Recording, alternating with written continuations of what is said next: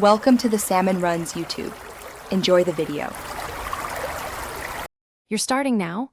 Open Settings and tap your name at the top to access Apple ID. You need a current backup because canceling iCloud can remove synced data. Once done, you can restore locally. Make sure you're on Wi-Fi to avoid interruptions and have your Apple ID password or biometric ready for authentication. This prevents accidental data loss and speeds verification. Next, tap iCloud to view active subscriptions and storage usage, so you know what will change when you cancel. Now go into iCloud settings and inspect Manage Storage to identify large items to save. You're doing this so nothing vital disappears when your plan ends. If you're on iCloud Plus, open subscriptions via your Apple ID or App Store to cancel the paid plan.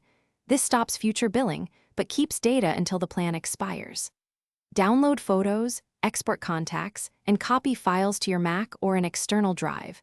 Once the plan lapses, your storage allotment shrinks and excess data may be removed.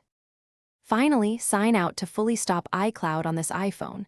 In Settings, tap your name, choose Sign Out, and enter your Apple ID password to turn off Find My iPhone.